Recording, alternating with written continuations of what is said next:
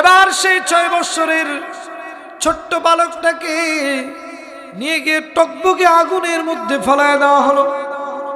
সেই বাচ্চা কান্দে, মাও কান্দে। মা যতই শক্ত হোক না কেন, সন্তানের যদি কষ্ট দেখে, জীবনে কোনোদিন কোনো মা বাবা সহ্য করতে পারবে না।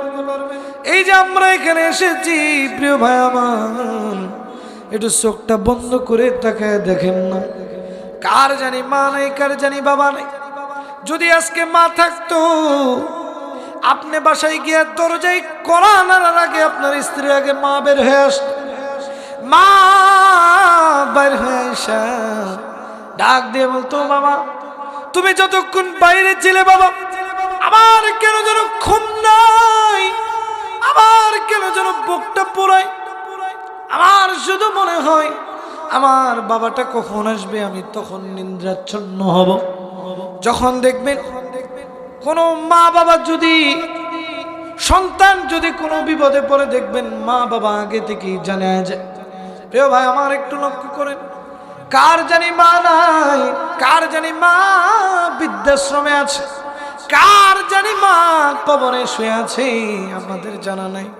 কোন দিন জানি আমাদের কবরের আযাব শুরু হয়ে যাবে, কোন দিন জানি আমার আপনার নামটা মসজিদের মাইকে এলান হয়ে যাবে। রে বাবা, আমার আপনার কোনো খোঁজ নাই, খোঁজ নাই।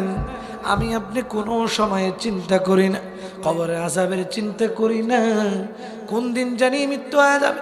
এই যে আজকে আমরা যারা এসেছি, বসেছি, এমনও হতে পারে এই যে ডানে বামে বসা এমন আমার রয়েছেন, শুনিয়ে দেখেন, আজরাইল এমন একটা ফেরেশতার নাম, যেই ফেরেশতা যদি কোনোদিন কোনো মানুষের কাছে আসে, উনি কখনো খালি হাতে ফেরত যায় না। একটু চোখটা বন্ধ করেন, দিলের কানটা লাগায় শোনেন।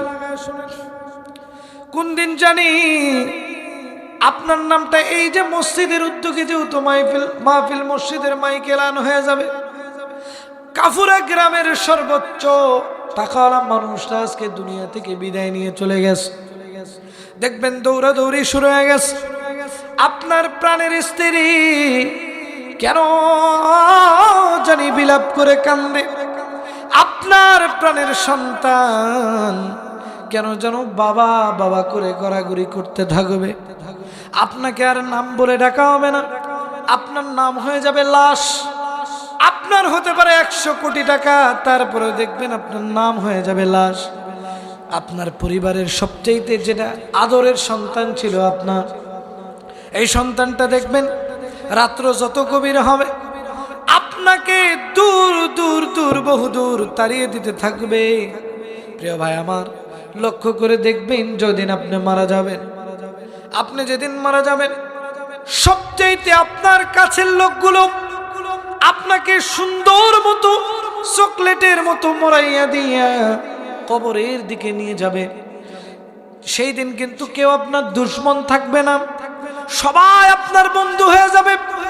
যার সাথে 20 বছর কোনো কথা বলেন নাই, সেও যখন আপনার মৃত্যুর খবরখানা শুনবে, দেখবেন দৌড়ে আসবে, আইসা বিলাপ করে করে কান্না শুরু করবে, বিলাপ করে করে কাঁদবে।